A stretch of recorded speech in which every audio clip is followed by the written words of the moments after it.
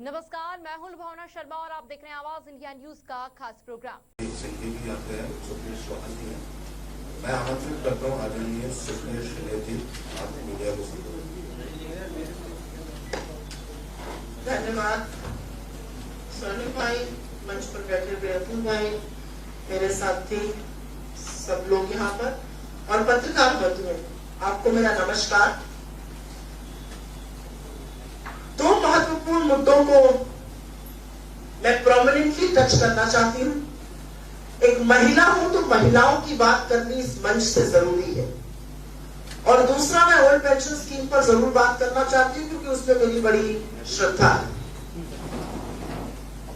हम राजस्थान में सरकार में हैं, हमारा एक काम का ट्रैक रिकॉर्ड रहा है, हमने जी तोड़ मेहनत करी है और बड़ी शिद्दत से ईमानदारी से काम किया है और उसी के बूते पर आज जनता से वोट मांग रहे हैं। हम भटकाने वाले मुद्दों पे बात नहीं कर रहे हैं, हम अनर्गल आरोप नहीं लगा रहे हैं, हम सरकार में हैं, हमने काम किया है, अपना रिपोर्ट कार्ड दिखा रहे हैं और जनता से पूरी ईमानदारी से उस काम के बल पर वोट मांग रहे हैं। अन्यथा मैं करीब 28 दिन मध्य प्रदेश में थी, भाजपा की सरकार वहां पर 18 साल से, अपने काम पर नील बटा सन्नाटा, कोई चर्चा ही नहीं थी। तो मुझे ऐसा लगता है कि राजस्थान की कांग्रेस सरकार ने अशोक गहलोत जी के नेतृत्व में बेहतरीन काम किया है। हर तबके के लिए किया है, हर वर्ग के लिए किया है, हर उम्र के लिए किया है, हर समुदाय के लिए किया है, हर जाति के लिए किया है, और हम डंके की चोट पर अपना काम करके जनता से पुनः आशीष मांग रहे हैं कि उस काम को बढ़ा सके। लेकिन भारतीय जनता पार्टी के लोग क्योंकि यहां पर आकर भ्रांतियां फैलाते हैं, क्योंकि यहां पर आकर तुष्टिकरण करते हैं, क्योंकि यहां पर आकर अनर्गल आरोप लगाते हैं, तो उन आरोपों का भांडा फोड़ करना भी उतनी बड़ी जिम्मेदारी है जितनी बड़ी जिम्मेदारी है काम करना। और महिला विशेष पर मैं जरूर दो शब्द बोलना चाहती हूं। आप हाथरस की बात कीजिए तो राजस्थान याद दिलाते हैं, आप लखीमपुर की बात कीजिए तो राजस्थान याद दिलाते हैं, आप उज्जैन महाकाल की नगरी में एक अबोध बच्ची के साथ जघन्य अपराध की बात कीजिए और मुख्यमंत्री के 1500 रुपए देने की बात कीजिए तो राजस्थान याद दिलाते हैं। आप उन महान खिलाड़ियों की बात कीजिए, इस देश की सबसे होनहार बेटियां और ब्रजभूषण शरण सिंह को संरक्षण देती सरकार की, तो राजस्थान याद दिलाते हैं। किस मुंह से ये राजस्थान याद दिलाते हैं? मैं आज इस मंच से सवाल ये पूछना चाहती हूं, क्योंकि आंकड़े सत्य बोलते हैं और आंकड़ों को आज तक भारतीय जनता पार्टी झुठला नहीं पाई है। आप किस मुंह से राजस्थान की बात करते हैं?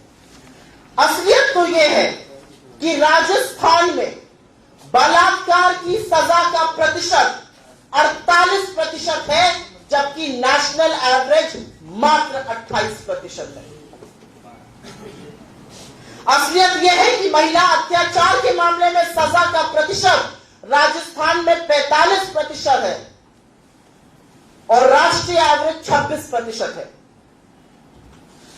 असलियत यह है कि महिला अत्याचार के मामले में पेंडेंसी मतलब निलंबित मामले राजस्थान में प्रतिशत है 9% और राष्ट्रीय एवरेज है 31%। तो किस मुंह से आप बात करते हैं महिला अत्याचार की राजस्थान में? यहां पर अनिवार्य एफआईआर है और उसके बाद भी 1 लाख प्रति अत्याचार के अगर मामले देखिए तो हम इनकी सरकारों से बहुत पीछे हैं। मुझे ऐसा लगता है किसी भी महिला, किसी भी लड़की, किसी भी स्त्री के साथ अगर कोई अपराध होता है, उसकी इज्जत लुटती है, तो वो सभ्य समाज के नाम पर धब्बा है। लेकिन उसके बाद कानून क्या काम करता है, सरकारें क्या करती हैं? क्या आरोपियों को संरक्षण देते हैं या उनके साथ खड़े हो जाते हैं? यह अंतर राजस्थान की कांग्रेस सरकार और भाजपा की अन्य राज्य सरकारों में है। यहां पर अगर कोई औरत के साथ अपराध करता है तो उसको तुरंत सजा दी जाती है, और मैंने आपको आंकड़ों के साथ सजा का दर बताया है। अगर भाजपा के अंदर हिम्मत है तो आए किसी भी मैदान में, किसी भी जगह, किसी भी वक्त, किसी भी दिन एक डिबेट कर ले, महिला सम्मान में एक शब्द बोलने लायक रह नहीं पाएंगे। तो मैं ये पूछना चाहती हूं, मैं पूछना चाहती हूं जो लोग 2:30 बजे रात को एक बच्ची जिसके साथ जघन्य अपराध हुआ उसको उसके माता पिता के बगैर फूंक देते हैं हाथरस में, वो किस मुंह से महिला का नाम लेते हैं? इस देश की सबसे होनहार बेटियां जिन्होंने गर्व से हमारा मस्तक ऊंचा किया, वो कहती है एक आदमी ने यौन शोषण किया, उसको मोदी जी गोदी में बिठाते हैं। ये किस मुंह से महिला सम्मान की बात करते हैं? एक बच्ची जिसके साथ जघन्य अपराध होता है, मध्य प्रदेश के जाते हुए मुख्यमंत्री उसको 1500 रुपए देते हैं। ये किस मुंह से महिला सम्मान की बात करते हैं? तो मुझे ऐसा लगता है कि ये जो डिबेट है, ये जो आरोप है अनर्गल, ये जो निरर्थक प्रयास है लगातार एक सरकार को के खिलाफ दुष्प्रचार का, ये बंद हो जाना चाहिए, क्योंकि गिरेबा अगर आप झांक कर देखिएगा तो बहुत कालिक है उस गिरेबा में। मैं 2 शब्द ओपीएस पे जरूर बोलना चाहती हूं क्योंकि परिवार में बहुत लोग नौकरी में कार्यरत रहे और मुझे लगता है कि ओल्ड पेंशन स्कीम या पुरानी पेंशन स्कीम, पुरानी पेंशन योजना, ये वक्त की मांग है, ये लोगों की मांग है कि आप उसको बहाल कीजिए। और जब राजस्थान की सरकार ने ऐसा किया या छत्तीसगढ़ की सरकार ने ऐसा किया या हिमाचल की सरकार ने ऐसा किया, तो केंद्र की सरकार ने हर वो रोड़ा डाला जिससे कि ये योजना पूरी ना हो पाए। हमने लागू ही नहीं किया। अब हम प्रतिबद्ध हैं कि हमारी दोबारा से सरकार बनेगी, हम ओपीएस के लिए कानूनी गारंटी देंगे। मैं चैलेंज करती हूं नरेंद्र मोदी जी को, इस मंच से चैलेंज करती हूं, मैं चैलेंज करती हूं भाजपा के किसी भी नेता को। ओल्ड पेंशन स्कीम, पुरानी पेंशन स्कीम, पुरानी पेंशन योजना इस देश को जिन लोगों ने अपने 30, 35, 40 साल दिए हैं, उनकी मांग है, उसको पूरा कीजिए। तमाम ऐसे वाक्य हैं, व्यक्ति रिटायर हो गया, नई पेंशन स्कीम के अंतर्गत उसको 19 रुपए कहीं पर मिल रहे हैं, कहीं पर उसकी लास्ट ड्रॉन सैलरी 50,000 थी, अब मिल रहे हैं 900 रुपए। तो कर्मचारी आपसे हाथ जोड़ के कह रहा है, हमने पूरी जिंदगी ईमानदारी से सरकार में काम किया, अब जब हम सेवानिवृत्त हो गए हैं, हमें आप पुरानी पेंशन स्कीम ही लौटा दीजिए।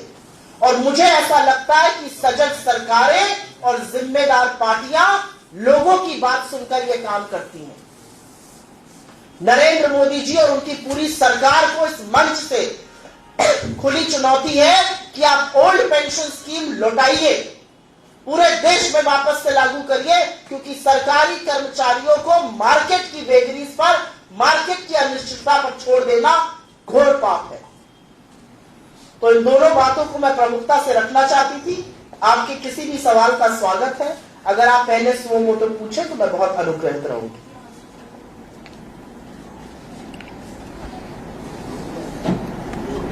ओपीएस ब्रेन चाइल्ड तो कांग्रेस का ही माना जाता है। ओपीएस के समय इसकी पहचान की गई, कानून लागू बाद में की गई। एनपीएस हमने जब इसको लागू किया था तो मार्केट की नहीं, इसको शुरू किया था अटल बिहारी वाजपेयी जी की सरकार ने।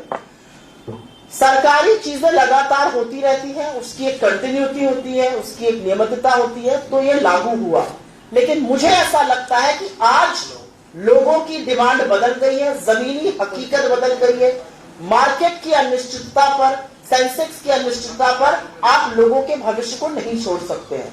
बहुत सारी ऐसी चीजें हैं जो जब सरकारें करती हैं और उसका दुष्परिणाम दिखता है तो सरकार उस निर्णय को वापस लेती है। मोदी जी को भी तो नाक रगड़ के काले कानून कृषि के वापस लेने पड़े थे। जिस जीएसटी को वो गलत कहते थे उस जीएसटी का समर्थन करना पड़ा। जिस खाद्य सुरक्षा बिल को वो गलत कहते थे, उसकी पुरजोर विरोध करते थे, आज उसके समर्थन में खड़े और सीना ठोक के कहते हैं लोगों को फ्री राशन बांट रहे हैं। तो मेरा अपना मानना यह है कि जिस पेंशन स्कीम की आप बात कर रहे हैं, आज की जमीनी हकीकत यह है कि सरकारी कर्मचारी जो सेवानिवृत्त हो चुके हैं वो कह रहे हैं हमें नई पेंशन स्कीम नहीं चाहिए, हमें ओल्ड पेंशन स्कीम आप बहाल करिए। और सजग सरकारें और जो पॉलिटिकल पार्टीज लोगों के मन की बात सुनती हैं, अपने मन की बात नहीं थोपती, वो इसको जरूर करेंगी। हमारी 3 सरकारों ने किया है। यहां सरकार बनेगी, हम कानून बनाएंगे, इसका कानूनी गारंटी देंगे और आज मुझे ऐसा लगता है कि देश के हर कोने में ये मांग है। आप, मेरा गृह राज्य उत्तर प्रदेश है, उत्तर प्रदेश में आप कहीं भी चले जाइए, अगर नंबर 1 डिमांड कोई है तो वो पुरानी पेंशन स्कीम है। सुप्रिया जी, क्या चुनाव सिर्फ आरोप और प्रत्यारोप के ही रह गए? चुनाव रह गया है। अपने काम जिस भी सरकार ने किए हैं उसको जनता के समकक्ष रखिए, जनता के समक्ष रखिए और जनता से उसका आकलन करके वोट मांगिए। ये काम हम राजस्थान में कर रहे हैं, ये काम हमने छत्तीसगढ़ में किया। हमने काम किया अपने मैनिफेस्टो के, अपने वचन पत्र के, अपने शपथ पत्र के 97 से 98% काम पूरे किए और पूरी ईमानदारी से जनता को जाकर वो रिपोर्ट कार्ड दिखाया और कहा ये किया है, अब आगे आप आशीष दीजिएगा तो और करके दिखाएंगे।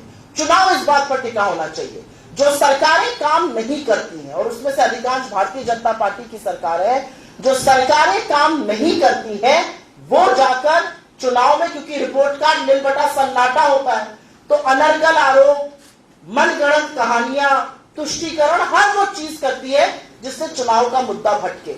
और मुझे ऐसा लगता है कि जनता बड़ी सजग है। कमर तोड़ महंगाई जनता झेल रही है, बेरोजगारी जनता झेल रही है, और फिर जनता को आप जाके कोई दूसरा झुंझुना पकड़ाइए, जनता पकड़ना नहीं चाहती है। असलियत यह है कि राजस्थान एक मॉडल स्टेट है। राजस्थान में अगर महंगाई से जूझने की बात हो तो जो राहत रिलीफ कैंप लगाए गए, जो अन्नपूर्णा योजना शुरू की गई, जो 500 का सिलेंडर राजस्थान ने देना शुरू किया, आज उसकी गूंज हर प्रदेश में है। मैं तो देख रही हूं भाजपा और खुद नरेंद्र मोदी की गारंटी वाले जो वचन पत्र छत्तीसगढ़ और मध्य प्रदेश में मैंने देखे, उसमें 500 के सिलेंडर की बात हो रही है। अरे मान्यवर, इस देश के प्रधानमंत्री हैं आप, 1 मिनट में चाहिए सारे देश में 500 का सिलेंडर कर दीजिएगा। 10 राज्यों में सरकार है आपकी, चुनौती से कहती हूं, एक राज्य में ओपीएस और 500 का सिलेंडर देकर दिखाइए, नहीं देकर दिखा पाएंगे। असलियत यह है कि राजस्थान की जो 25 लाख की चिरंजीवी बीमा योजना है वो इतनी उत्कृष्ट योजना है कि अगर हमारी, और जब बनेगी सरकार अन्य राज्यों में, तो हम उसको जरूर कार्यान्वयन करने की कोशिश करेंगे। हमारी 2024 में दिल्ली की सरकार बनेगी, हम उसको नेशनल स्कीम बनाएंगे। राजस्थान में जो गोधन योजना हुई, जो 40,000 रुपए दिए गए पशुओं का बीमा करने के लिए, जिससे लंपी जैसी बीमारियों से एक रिंग फेंसिंग हो सके किसानों की, किसानों को बचाया जा सके, वो उत्कृष्ट योजना है। राजस्थान पहला राज्य बना जहां पर इंदिरा गांधी शहरी रोजगार योजना के अंतर्गत 125 दिनों की गारंटी दी गई। मनरेगा का दिन 100 से बढ़ा के 125 किया गया।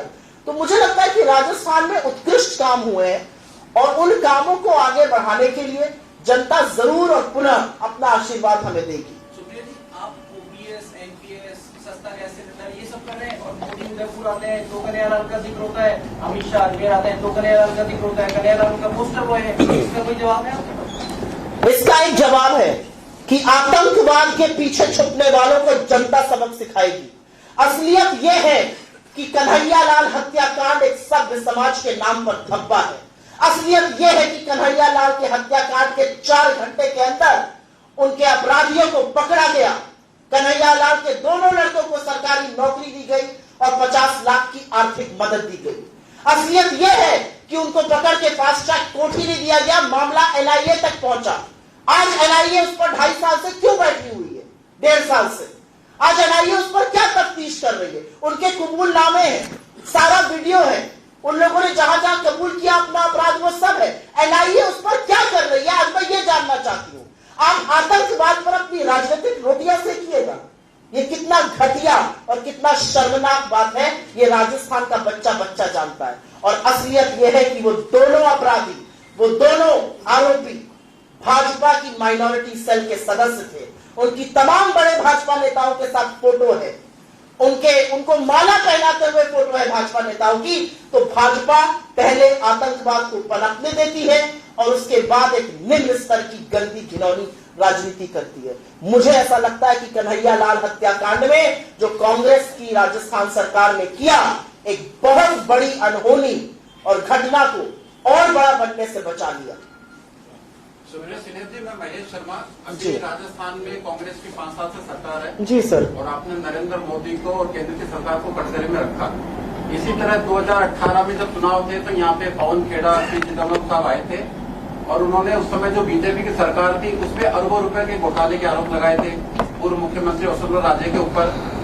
बड़ा दुख का विषय कि 5 साल निकल गए और मुख्यमंत्री अशोक गहलोत ने उनको क्लीन चिट दे दी, कोई जांच नहीं की, तो ये क्या कहेंगे? नहीं, मुझे नहीं लगता क्लीन चिट दे दी। मुझे लगता है क्लीन चिट बोलना गलत होगा। मुझे लगता है कि जिस तरह से पकड़े गए हैं, जिस तरह से अधिकारी दबोचे गए, उसमें राजस्थान नंबर 1 है पूरे देश में। तो मुझे नहीं लगता ये कहना कि उनको क्लीन चिट दे दी गई बिल्कुल भी सही होगा। मुझे लगता है कि इस सरकार का सबसे बड़ी उपलब्धि ये रही कि इन्होंने देश भर में सबसे ज्यादा जन कल्याणी लोकहित की योजनाएं लाई और हम चुनाव उस मुद्दे पर लड़ रहे हैं। मुझे ऐसा लगता है 5 साल बाद, 5 साल पहले क्या हुआ था का रोना हम नहीं रोना चाहते। हमने 5 साल जनता के लिए पूरी ईमानदारी से, पूरी मेहनत से, पूरी शिद्दत से काम किया और इसीलिए हम जनता के सामने जाकर ताल ठोक के कह रहे हैं हमने आपके लिए किया। अगर आपको लगता है किया तो हमें जरूर जिताइएगा और जनता इसीलिए मुखरित भी है। यूपी के मुख्यमंत्री जी भी घूम रहे हैं यहाँ पर, वो भी कह रहे हैं कि सुरक्षा और आस्था के ऊपर अगर प्रश्न चिन्ह लगाने वालों को हटाना है तो जैसा यूपी में हो रहा है राजस्थान में ऐसी डबल इंजन की सरकार देनी। यूपी में हाथरस हुआ, यूपी में लखीमपुर में चीरहरण हुआ, यूपी के ब्रजभूषण शरण सिंह हैं, यूपी में हर जगह बुलडोजर चलाया जाता है, ब्रजभूषण शरण सिंह के घर के ऊपर नहीं चलाया जाता है, जबकि उनका नाम चार्जशीट में है। इस देश की होनहार बेटियों ने उनका नाम लिया है। यूपी में गंगा में तैरती हुई लाशें देखी गई थी। तो किस मुंह से वो जाके प्रचार इधर उधर करते हैं?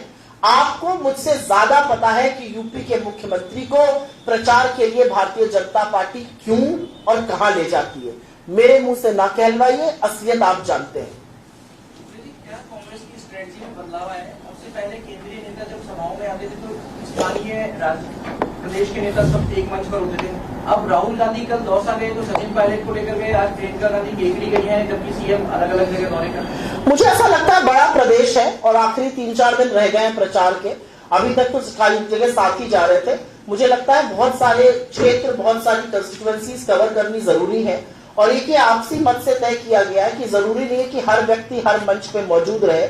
अगर कहीं पर मुख्यमंत्री की सभा लगी हुई है तो वो अपनी सभा में जाए, शीर्ष नेतृत्व अगर कहीं सभा कर रहा है तो वो करेगा। मुझे नहीं लगता ये कोई इशू भी है। वसुंधरा राजे ने अपने एक भाषण में कहा था कि कांग्रेस की सरकार योजनाएं दे रही है, चाहे जनाधार के हिसाब से या चिरंजीवी को लेकर के है, तो वो सारी योजनाएं वसुंधरा राजे की सरकार की, उनकी बीजेपी की सरकार की दी हुई है। उसी को नाम बदल करके ये योजनाएं कांग्रेस जनता को लुभानी। अब मुंगेरी लाल के हसीन सपने कोई देखने से कैसे किसी को रोक सकता है? किसी के मुंह पर हम ताला तो नहीं लगा सकते हैं।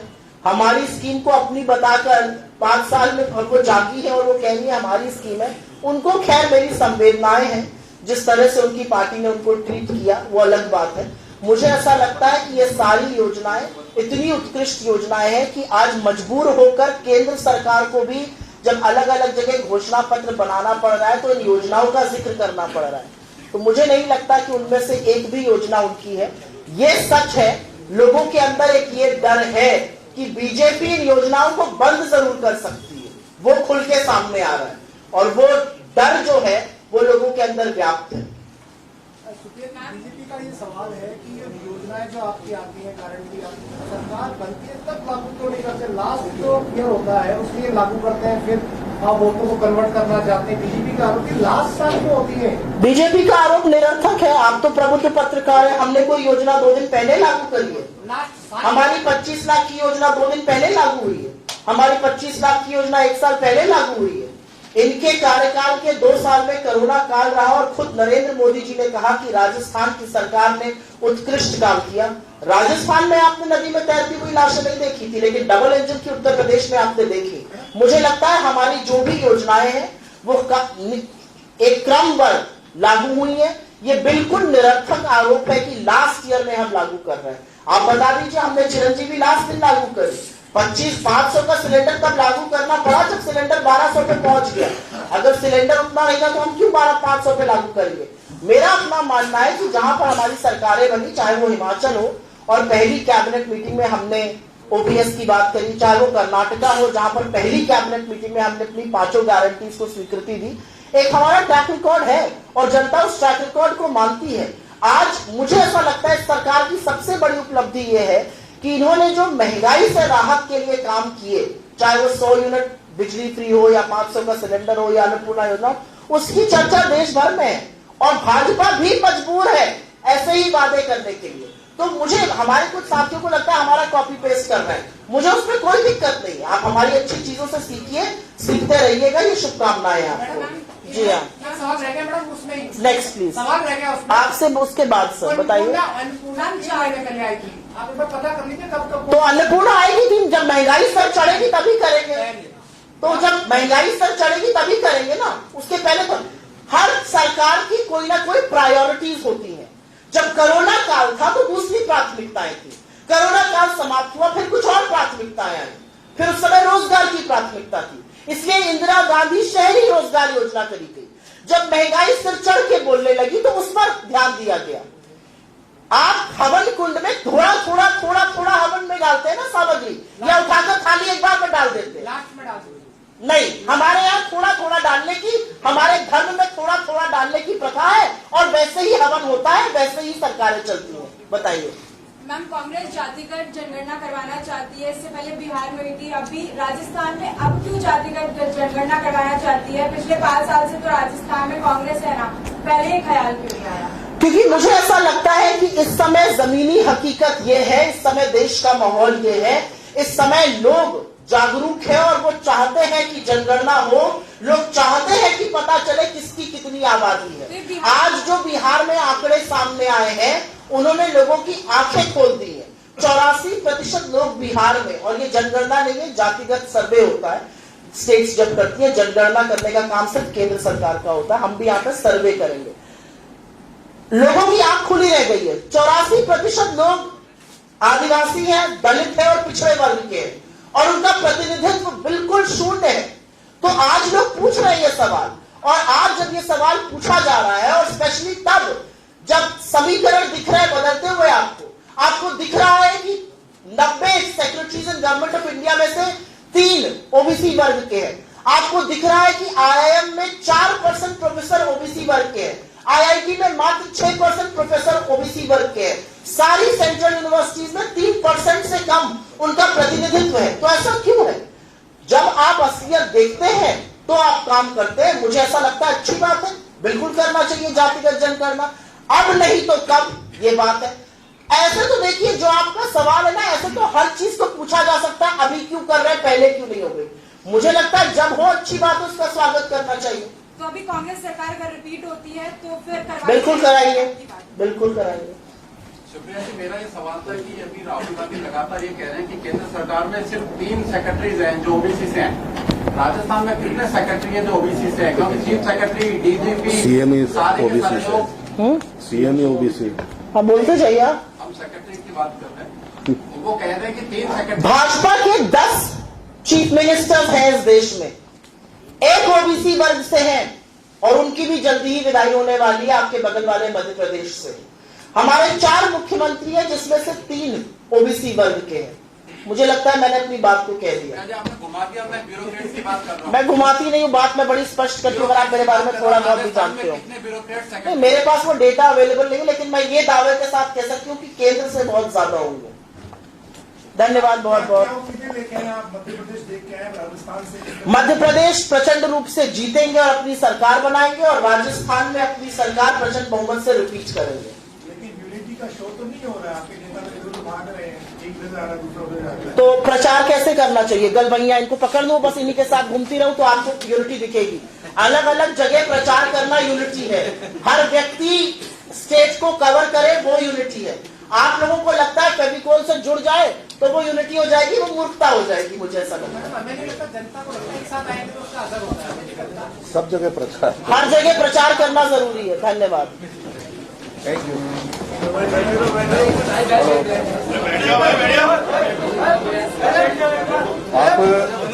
आप यहाँ